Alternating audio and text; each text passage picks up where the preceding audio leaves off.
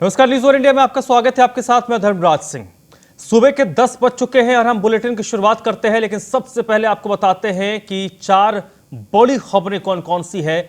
इसमें सबसे पहले अगर हम बात करें तो योगी राज में माफिया राज का अंत हो रहा है। कैसे ये माफिया राज अंत हो रहा है, इसके बारे में आपको हम आगे बताएंगे।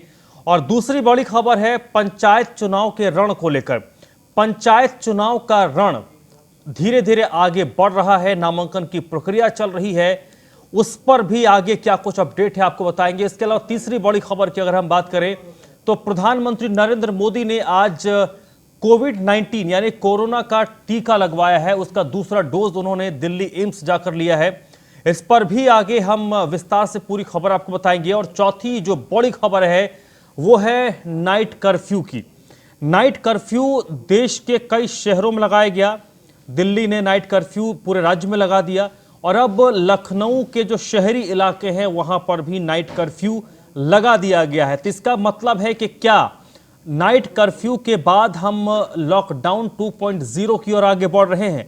क्योंकि जिस तरीके से केसेस बढ़ रहे हैं, 1,26,000 से ज्यादा केस पिछले 24 घंटे में पूरे देश भर में रिपोर्ट हुए हैं। हालांकि इसमें एक लॉकडाउन क्यों न लगे, उसको लेकर एक पॉइंट यहां पर यह आता है कि इसमें 10 से 12 राज्य हैं जहां पर केस हैं, उसमें 6 से 7 राज्य ऐसे हैं जहां पर इन केसेस में 80% से ज्यादा केस सामने हैं। तो ये भी जो भी खबर है, ये खबर आगे आपको हम विस्तार से बताएंगे।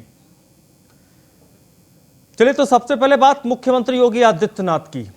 सीएम योगी का चाबुक लगातार माफियाओं पर चल रहा है और इस कार्रवाई से यह लग रहा है कि माफिया अब उत्तर प्रदेश में किसी भी कीमत पर नहीं बच सकते। 25 से ज्यादा माफिया इस वक्त सलाखों के पीछे है और इन माफियाओं की अचल संपत्ति की अगर हम बात करें तो उनको नष्ट किया गया है। 1000 करोड़ से ज्यादा की अचल संपत्ति पर प्रशासनिक बुलडोजर यानी योगी सरकार का बुलडोजर चला है। उनके परिजन सहयोगियों के शस्त्र लाइसेंस को निरस्त किया गया है। 180 से ज्यादा शस्त्र लाइसेंस इन माफिया, उनके परिजन, नाते रिश्तेदार, दोस्त इनके निरस्त हुए हैं। और अगर बात करें पिछले साल दिसंबर तक की तो गैंगस्टर एक्ट में करीब 11,930 मुकदमे दर्ज हुए। 3,699 आरोपियों को गिरफ्तार करके जेल भेजा गया। 534 आरोपियों के खिलाफ रासुका लगाई गई। तो ये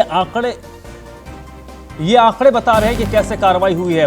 माफिया मुख्तार अंसारी इस वक्त बांदा की जेल में बंद है। अतीक अहमद सेंट्रल जेल साबरमती में बंद है।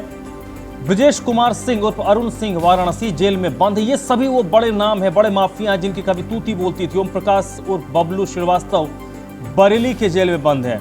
खान मुबारक हरदोई की जेल में बंद है।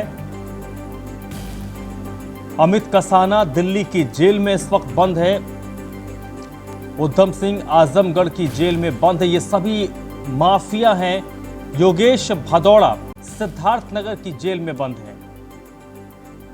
अजीत उर्फ पप्पू भी बंद है। गैंगस्टर एक्ट के तहत 25 से ज्यादा माफियाओं की संपत्ति इस दौरान जब्त की गई। 1000 करोड़ से ज्यादा की चल अचल संपत्तियों को प्रशासन ने जब्त किया है। अवैध संपत्तियों को ढहाने और कब्जा खाली कराने का खर्चा भी वसूला जा रहा है।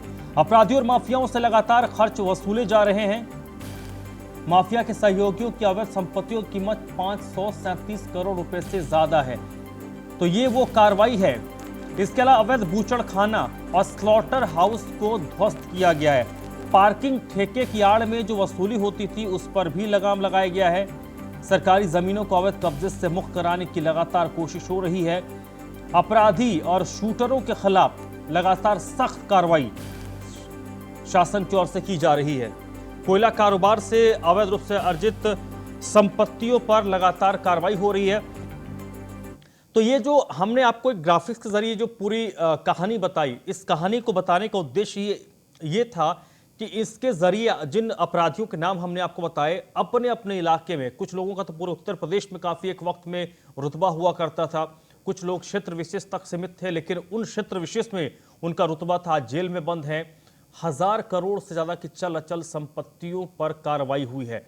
ये बड़ी बात है। और सबसे बड़ी बात, जो अवैध इनकम थे वो किसी भी जरिए से आए, वहां पर वार किया गया है, क्योंकि पैसा अगर फ्लो, जो पैसे का फ्लो है वो अगर बंद होता है तो माफिया का जो रसूख है वो अपने आप धीरे धीरे घट जाता है, कम हो जाता है। आदित्य द्विवेदी इस वक्त मेरे साथ जुड़ चुके हैं, हमारे ब्यूरो चीफ, इसी पर ज्यादा बातचीत के लिए। आदित्य, जिस तरीके से लगातार कार्रवाई हो रही है, हुई है और आगे भी होगी, इससे ये साफ है कि योगी आदित्यनाथ ने पेड़ की टहनियों को काटने की कोशिश नहीं की है, वो जड़ पर हमला कर रहे हैं ताकि वो जो एक अपराध का कल्चर है वो खत्म हो। जी हाँ धर्मराज, बिल्कुल। जैसे ही योगी आदित्यनाथ ने उत्तर प्रदेश में अपनी शासन और सत्ता को संभाला था, वैसे ही उन्होंने स्पष्ट निर्देश दे दिए थे कि या तो बदमाश सलाखों के पीछे होंगे या प्रदेश छोड़कर चले जाएंगे। उसी दिशा में योगी ने स्ट्रेट फॉरवर्ड अपना डिसीजन लिए और कदम बढ़ाए हुए। जैसा कि आंकड़ों के द्वारा आपने हमारे दर्शकों को जो बताया हुआ है, उससे सारा सब कुछ क्लियर हो गया है। उसके बाद बहुत स्पष्ट है मैसेज कि अगर आपने अवैध रूप से कोई संपत्ति अर्जित की है और उसकी जानकारी शासन को हो गई है, तो ये तय मान लीजिए कि अगर वो बिल्डिंग है तो ढा दी जाएगी। और यदि वो अवैध संपत्ति किसी और रूप से आप कमाने की कोशिश कर रहे हैं, चाहे वो स्टैंड हो, चाहे वो ठेके हों या अवैध रूप से कब्जे हों, वो सब सरकार ढेर कर देगी। यानी कि जो उनका दबदबा है, बदमाशों का दबदबा दो तरीके होते हैं।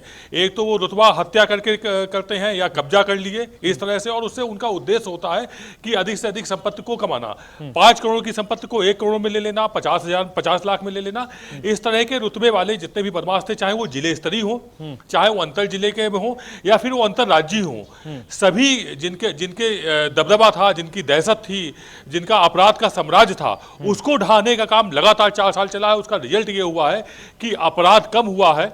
और फूड इन लिविंग के हिसाब से उत्तर प्रदेश देश के टॉप 3 में आ चुका है, 2nd नंबर पे आ चुका है। इससे प्रदेश में इन्वेस्टमेंट भी बढ़ रहा है, रोजगार की संभावनाएं बढ़ रही हैं और नए नए उद्योग आ रहे हैं। जी, ये एक जिस कल्चर की हम बात कर रहे थे आदित्य, ये बड़ा इंपॉर्टेंट है, क्योंकि एक रिपोर्ट में पढ़ रहा था, उस रिपोर्ट में ये था कि जब ये माफिया फलते फूलते हैं तो विशेष तौर पर पश्चिमी उत्तर प्रदेश की बात कर ले, पूर्वांचल की बात कर ले, जो युवा वर्ग था वो इनसे इन्फ्लुएंस होता था और वो अपराध की दिशा में आगे बढ़ता था।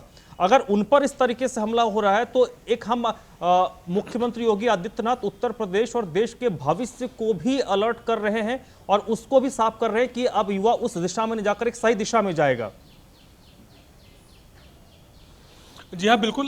ये जितने भी माफिया हैं, किसी का भी नाम ले ले, अगर हम उदाहरण के तौर पर मुख्तार का ही लेते हैं जो बांदा जेल में अभी भेजा गया है, इसके साथ जो एक पूरी टीम चलती थी बदमाशों की, उसमें 18 से 30 साल से उम्र के ही लड़के रहते थे। इसके ऊपर उम्र के लड़कों को ये हटा देता था। 18 से 3 साल के लड़कों में ना सोचने की समझ होती है, ना ही कुछ आगे पीछे वो सोच पाते हैं। वो ये समझते हैं कि जब हमारे जो ये बॉस हैं, हमारे जो डॉन हैं, इनका इतना रुतबा है तो फिर हमारा क्या होगा, हमारा तो कुछ नहीं होगा। तो योगी ने वही प्रहार किया है, जैसा आपने कहा कि टहनी नहीं तोड़ी है, जड़ खोदी है, जड़ काटी है। जड़ काटने से क्या होता है कि पूरा समूल नाश हो जाता है उस वृक्ष का, अपराध के वृक्ष का।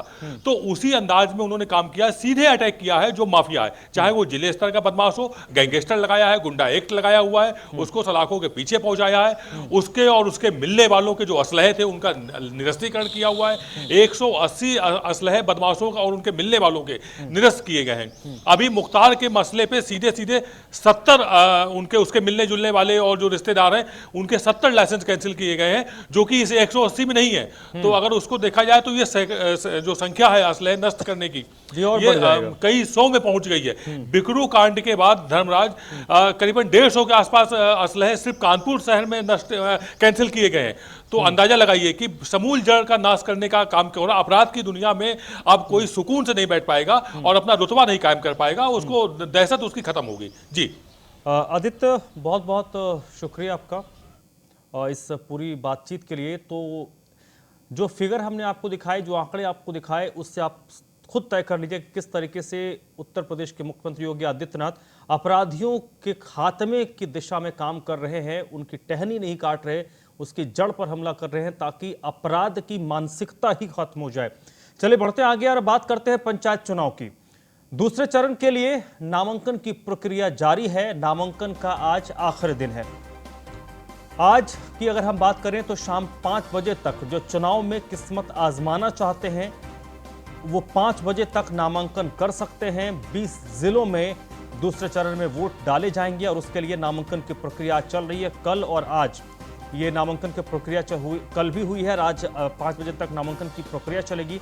और दूसरे चरण में कि अगर हम बात करें तो 19 अप्रैल को वोट डाला जाएगा। 9 और 10 अप्रैल को नामांकन पत्रों की जांच होगी, यानी स्क्रूटनिंग होगी। 11 अप्रैल को नाम वापस लिए जा सकेंगे और उसके बाद एक और प्रोसेस होता है जिसमें जो प्रत्याशी होते हैं उनको चुनाव चिन्ह आवंटित किए जाते हैं। उसके बाद फिर वो प्रचार पे जाते हैं और 19 तारीख को वोट डाला जाएगा। 17 तारीख तक वो प्रचार प्रसार करेंगे। सप्ताह और 8 दिन के करीब वक्त होगा। तो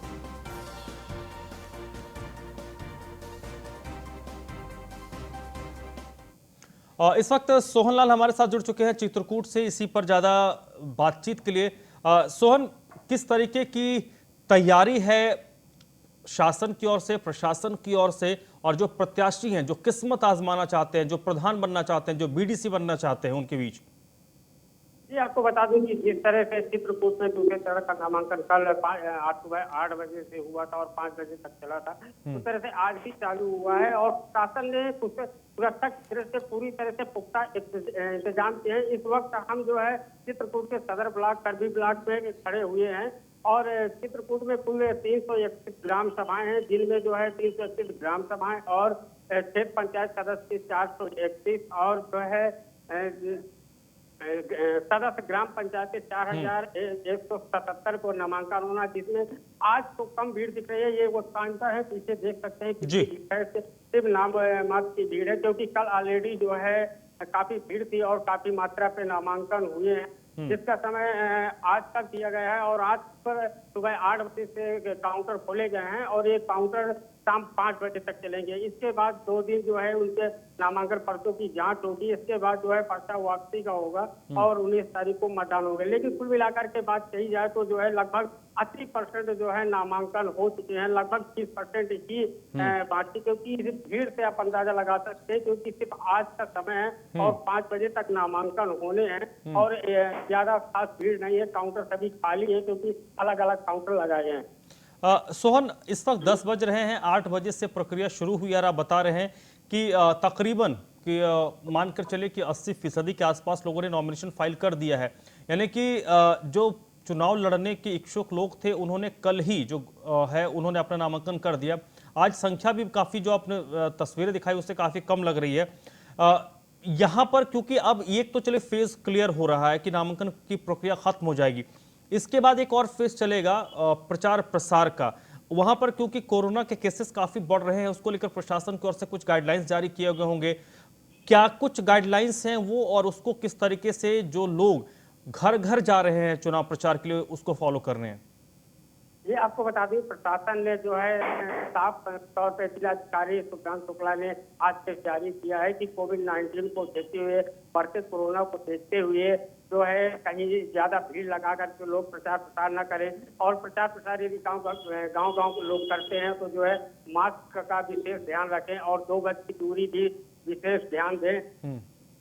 चलिए, शासन ने अपनी गाइडलाइन जारी की है, उसका जो है पूरी तरह से लोग फॉलो भी कर रहे हैं, क्योंकि अभी ब्लॉक में हम जो है यहाँ लोग नामांकन कराने आए हुए हैं तो लोग डिस्टेंस और लोग साफी अंगूठा लिए, क्योंकि ग्रामीण हैं तो वो जो है साफी अंगूठा लेकर के आए हैं। यानी कुल मिलाकर के कहा जाए तो कोविड-19 के जो है गाइडलाइन का पूरी तरह से पालन किया जा रहा है। चलिए सोहन, बहुत बहुत शुक्रिया आपका। तो चित्रकूट की तस्वीर आपको हम दिखा रहे हैं और जो जैसा हमारे संवाददाता ने हमें बताया कि तकरीबन 80% जो चुनाव लड़ने के इच्छुक लोग थे उन्होंने पहले दिन ही नॉमिनेशन फाइल कर दिया, दूसरे दिन का उन्होंने इंतजार नहीं किया। आज भीड़ काफ़ी कम है। आज 5 बजे तक चित्रकूट में नॉमिनेशन फाइल किए जाएंगे और 19 तारीख को वोट डाले जाएंगे। उससे पहले कुछ प्रोसेस होते हैं, उन प्रक्रियाओं को पूरा किया जाएगा।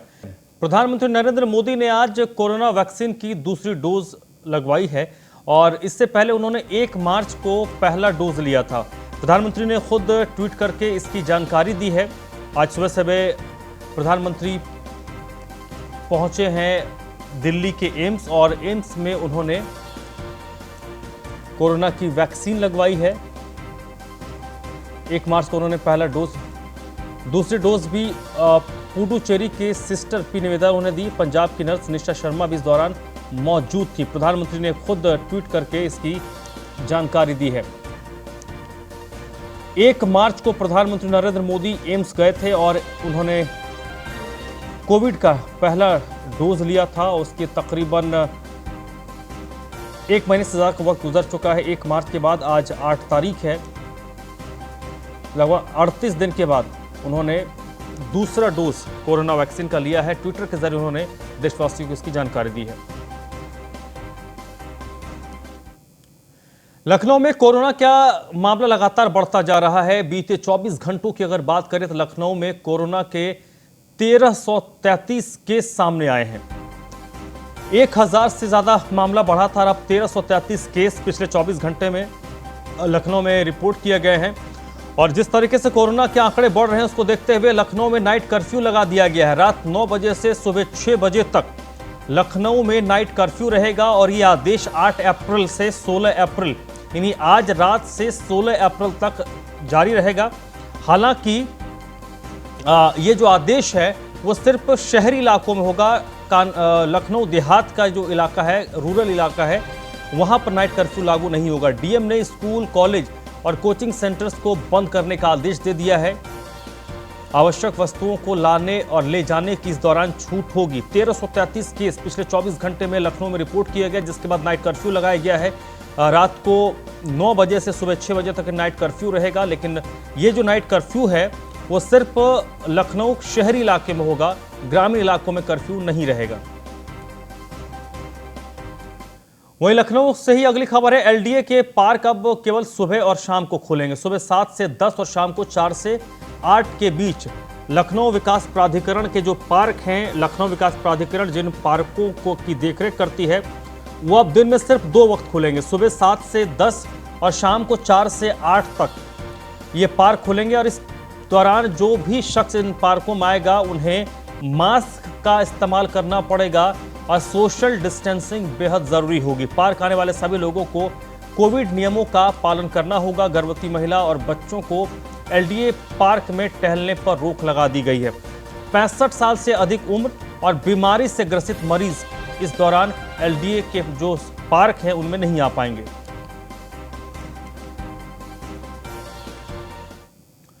वही बात देहरादून की करें तो कोरोना पर सरकार सख्त फैसला ले सकती है। कोरोना के कारण देहरादून में भी नाइट कर्फ्यू लग सकता है, ऐसा हमें हमारे सूत्र बता रहे हैं। सार्वजनिक कार्यक्रमों पर रोक लगाने की तैयारी इस वक्त राज्य सरकार कर रही है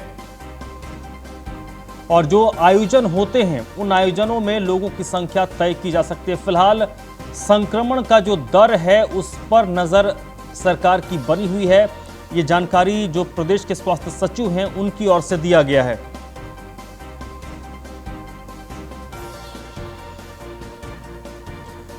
तो उत्तराखंड से इस वक्त जो खबर आ रही है कि कोरोना के लगातार बढ़ते मामलों को देखते हुए उत्तराखंड में भी नाइट कर्फ्यू लगाया जा सकता है। सरकार इस पर विचार कर रही है।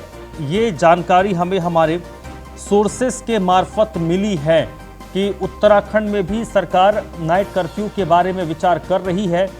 इसके अलावा कुछ और सख्ती बरती जा सकती है, कुछ पाबंदियां लगाई जा सकती हैं। सार्वजनिक जो कार्यक्रम होते हैं उन कार्यक्रमों में सरकार रोक लगा सकती है और जो आयोजन होते हैं उन आयोजनों में संख्या को सीमित किया जा सकता है। फिलहाल जो संक्रमण का दर है उस पर सरकार की नज़र है और संक्रमण दर, जैसे आप दिल्ली की अगर बात करें तो दिल्ली में जैसे संक्रमण का दर 5% से ऊपर चला गया है और ये 5% से ऊपर जब संक्रमण का दर जाता है तब ये खतरनाक स्थिति होती है। तो फिलहाल उत्तराखंड में अभी स्थिति ऐसी नहीं बनी कि संक्रमण दर 5% से ऊपर जाए, लेकिन फिर भी जैसे पूरे देश में कोरोना के केसेस बढ़ रहे हैं तो उत्तराखंड भी उससे अछूता नहीं है। इसी के मद्देनजर सरकार कुछ एक फैसले ले सकती है। वही बात कानपुर की अगर करें तो कानपुर में भी नाइट कर्फ्यू लगा दिया गया है। रात 10 बजे से सुबह 6 बजे तक कानपुर में नाइट कर्फ्यू रहेगा और कानपुर नगर में इस वक्त 706 कंटेनमेंट जोन बनाए गए हैं। लखनऊ के बाद कानपुर में भी लॉकडाउन नाइट कर्फ्यू का फैसला लिया गया। रात को 10 बजे से सुबह 6 बजे तक यहां पर कर्फ्यू रहेगा। पुलिस ने अब अपनी सख्ती बढ़ा दी है। 706 कंटेनमेंट जोन कानपुर शहर में इस वक्त हैं, यानी जहां जहां पर केसेस आ रहे हैं उन इलाकों को प्रशासन की ओर से कंटेनमेंट जोन बना दिया जाता है।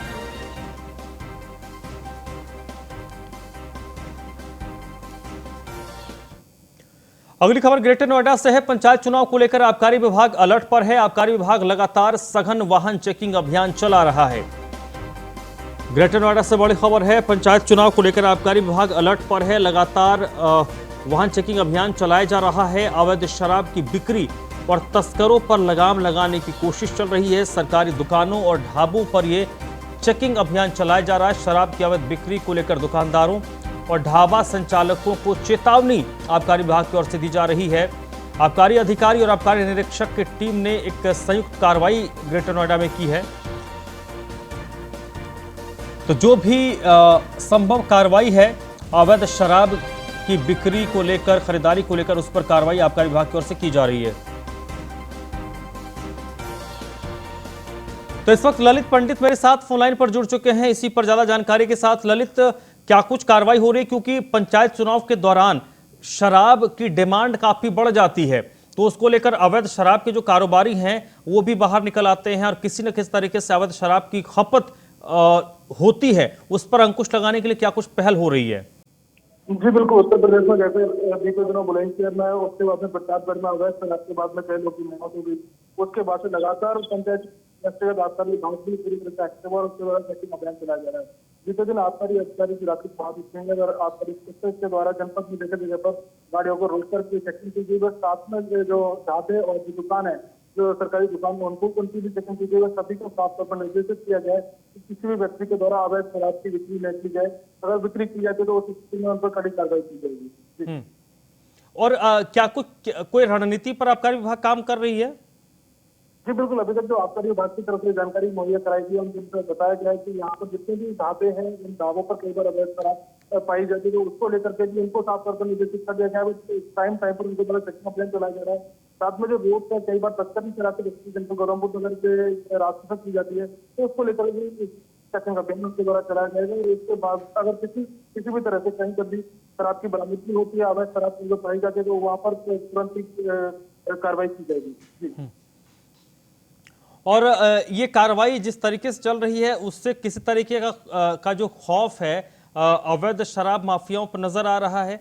क्योंकि कार्रवाई तो हो रही है लेकिन उसके बाद भी जो कार्रवाई होती है उसमें जो शराब पकड़े जाते हैं उससे लगता है कि उनमें एक डर जो बनना चाहिए वो बन नहीं पा रहा है। वो लगातार अपनी ओर से कोशिश कर रहे हैं अवैध शराब के जो कारोबारी हैं। जी बिल्कुल। लगातार बीते दिनों में भी नोएडा पुलिस और आबकारी विभाग के जो गठजोड़ के साथ में यहाँ पर संयुक्त ऑपरेशन चलाए गए हैं, उनमें कई बार शराब पकड़ी भी गई है। लेकिन जिस तरह से जो अभी जो चेकिंग अभियान चलाए जा रहे हैं, ये सघन कहीं ना कहीं आपका जो भी लोग शराब की तस्करी करते हैं, अवैध शराब कारोबार करते हैं, उनके अंदर एक भय का माहौल पैदा करते हैं कि जगह जगह पर अगर पुलिस उनकी चेकिंग करेगी तो उनके द्वारा इस तरह की घटनाओं को अंजाम, जो शराब तस्करी है उसको अंजाम नहीं दिया जाएगा। तो इसको लेकर कहीं ना कहीं उनके अंदर भय का माहौल है और इसी चीज को बनाने के लिए लगातार ये आपका विभाग की तरफ से अभियान चलाया जा रहा है। चलिए ललित, बहुत बहुत शुक्रिया आपका।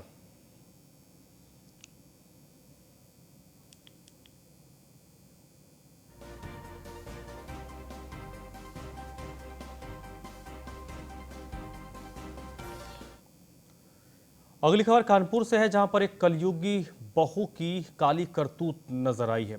बहू ने सास और ननंद को घर से बाहर निकाल दिया। कानपुर में एक बहू ने अपनी सास और ननंद को घर से बाहर निकाल दिया। सीढ़ी लगाकर ननंद घर में दाखिल हुई तो उसे नीचे गिरा दिया। पड़ोसियों ने घायल ननंद को अस्पताल में भर्ती करवाया है। बहू की करतूत से आक्रोशित लोगों ने घर पर पथराव किया है। मौके पर मौजूद थाना प्रभारी और चौकी प्रभारी दौरान मूक दर्शक बने रहे। कानपुर के बर्रा थाना क्षेत्र के हरदेव नगर बस्ती का ये मामला है।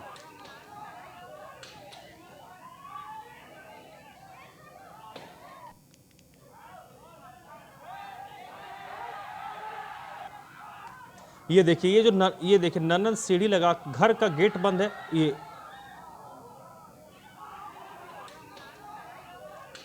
बहू ने अपनी सास और ननंद को घर से बाहर निकाल दिया, गेट बंद कर दिया। तो सीढ़ी लगाकर जो ननंद है वो ऊपर चढ़ रही थी लेकिन आप तो आपको दिखाते हैं कि आप देखिएगा वीडियो में कैसे वो उसको धक्का देती है और नीचे गिर जाती हैं। ये देखिए,